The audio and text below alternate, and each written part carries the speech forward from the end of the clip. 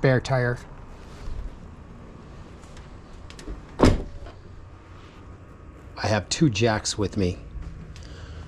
Say you have to replace this tire because it's flat. What you do is you jack up both the front and the back. You don't have to jack up the front as much, but it makes it easier to lift the back up to the point where you can take the tire off easy. If you jack them both up a little bit and then this one up a little bit more. We got 2 jacks, we got all the tools. The only thing this car is 100% I gotta charge it too. I'll charge it up to probably 92% tonight or something like that. I only need about probably 70% to get to Mesquite, I believe, somewhere in that range. I'm not really sure. You know, I'll probably get about a 200-mile range. Every mile will be about a percentage point. I have a window to go. I don't have any cars rented until Friday, which is kind of a bummer. But when you have a window to go, you take it. Now, I may wake up tomorrow and I may have a car rental. I won't make the adjustment on the car rentals until I wake up tomorrow, and then what I'm going to do is snooze them for a day, and then I'm going to make it so you can't rent them for 2 days. You know, if you book it, you can't pick it up for 48 hours, 2 days. So, in any case, here, let me close this door because my dog might run out here. My dog knows that something's coming down. But anyways, we got everything all set up on this car. We're going up to Utah, up to Navaho Lake, and we're going to probably go to Thunder Mountain, Bryce Canyon, do a little mountain bike riding at both stops. We do have both generators with us. You know what I'm saying? Everything should be good. Right now on this rack, you know, it's carrying about, what is it? Probably 200 and maybe 300 pounds, I'd say, in that range. You know what I'm saying? You got 110 pounds between the 2 bikes, 100 pounds with the generators. So that's 210. You got the equivalency of maybe a 35 pounds right there. With the fuel, only one fuel cell is full, essentially. So that's another 35, so that's 210, so that's about 250, say. And this thing probably weighs the actual piece of plywood, and the bike rack probably weighs about 50, 60 pounds. So you're looking at about maybe 320 pounds, give or take. You know what I'm saying? I don't have the batteries in the bike. We'll put the batteries inside the car. I don't have them in there yet because I don't want them to subject them to any heat this evening. Tomorrow morning, we will put the batteries in the car. We will put the hydration packs in the car, the food, and the refrigerated stuff. So, you know, we're looking good. Everything is done. That's if I don't have a car rental. No, like I said, I could wake up tomorrow and have a car rental. It's very possible. I hope I don't, but I could. You know, somebody could be picking up a car, but I can leave tomorrow. I can leave Tuesday. I would prefer to leave tomorrow, Monday, because then I don't have to come back until Thursday.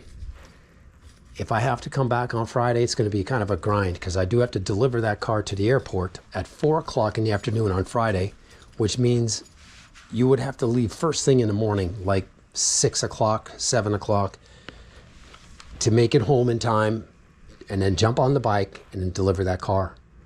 So it's one of these cars I have out here. So in any case, man, took me about 3 hours to get this thing all set up.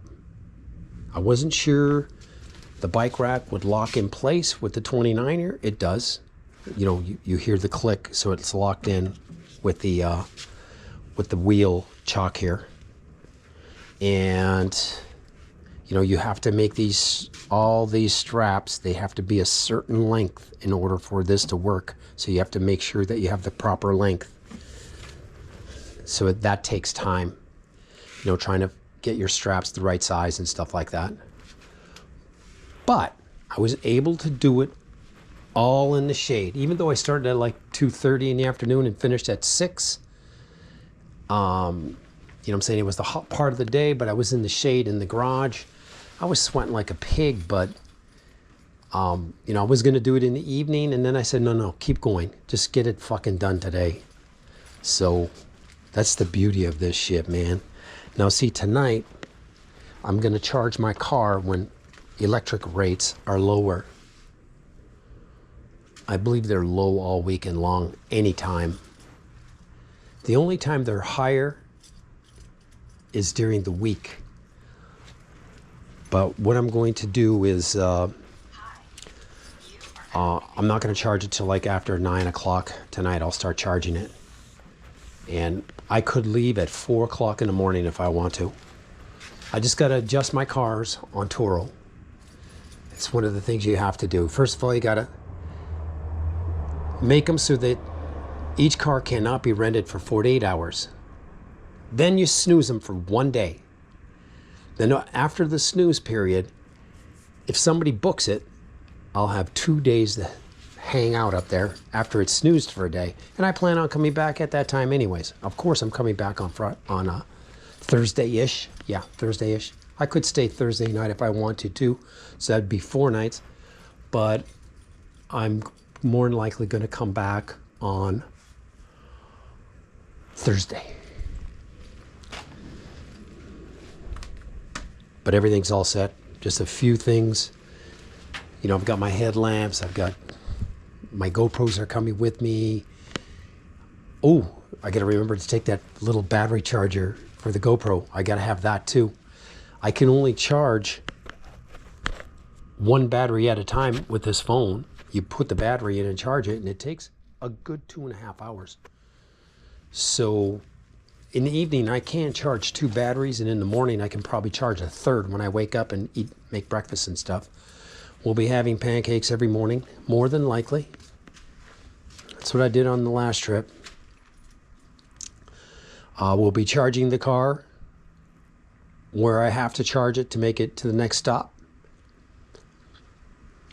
I mean, if you charge in Cedar City, which I'll be doing, and you drive all the way to Bryce Canyon City, you won't make it back. You will have to charge.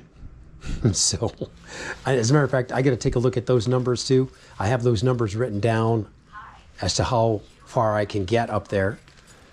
So I want to review those and make sure that I know how much percentage I need to get to the top of Cedar Breaks Pass to come down into Cedar City. Because I can be dead flat 0 on top of that pass. And when I go down the mountain, I'll gain 5%. That gets me enough to get to the charging station that's just outside of Cedar City. So we're not going to cut it that close. I'm just saying I know I've done this trip quite a few times, so I know what I need to get it done, what kind of charge I need. But we do have 2 new tires coming in for this bike. For the Juggernaut fat tire bike, I did buy 2 of these Juggernaut Pros. They're virtually the same tread as these. They costed $100. What you're paying for is it says Pro on them. So I sent them back. What they do when they do a picture of the tire online, they magnify it, and it makes these knobs look really much bigger than these ones, but they're actually the same size. It is actually the same tread pattern.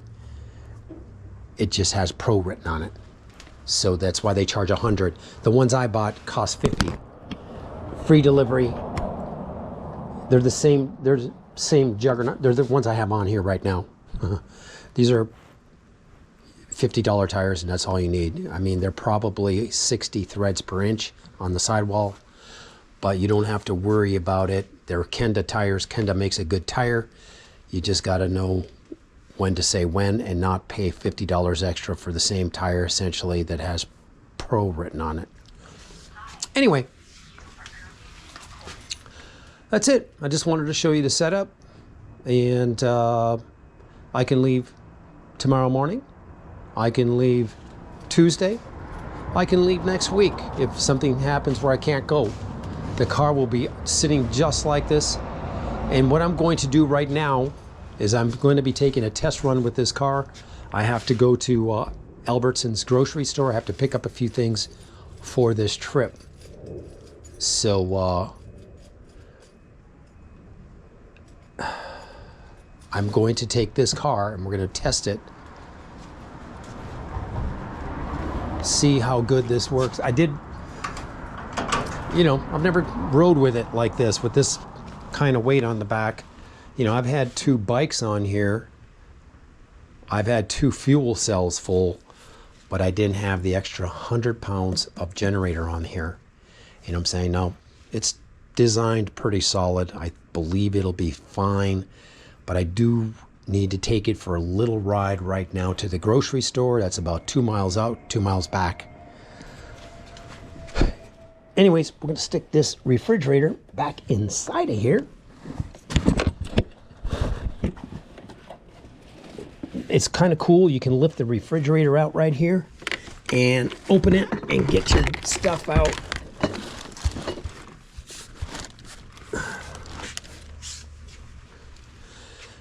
And you're probably there, oh man, are you sure you're going to be able to close it? Well, and I put a little bit of tape on here because I don't, right now it's very close. You can see it's very close.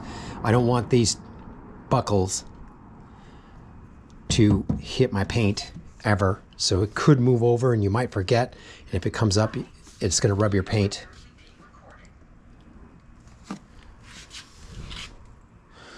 As a matter of fact, when I put this one back on, I'm going to slide it this way about an inch or so. You know, because it can move over, and then when you go to open it, you might forget, and it could rub up against this. I'll be trying to keep an eye on it. I should have had these end up over here. And I can do that. I can move them. Here, let me show you how easy it is.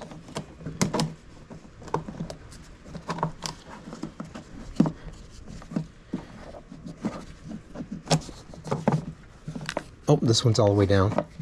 I can't do this one.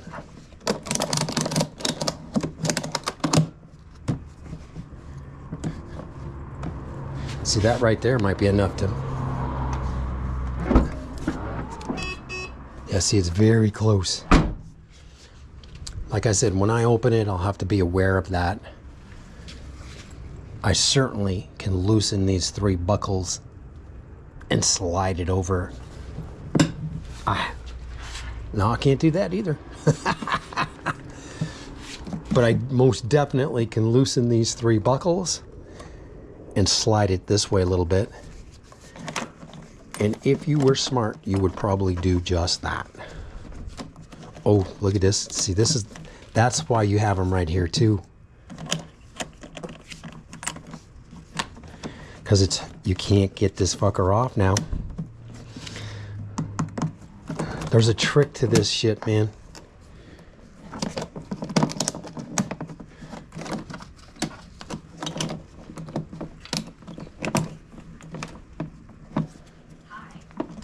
Those 3 are all good, but this one, it's too high here.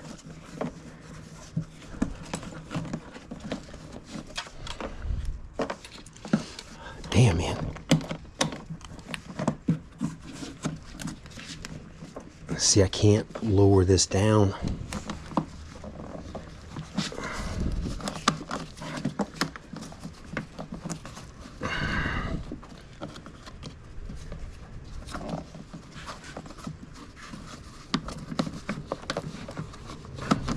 Best laid plans of men and mice, gentlemen. Sometimes.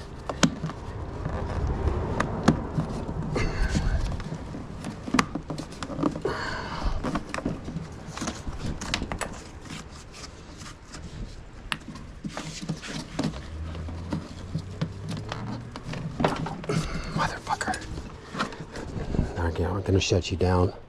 We want to keep this a children-friendly video.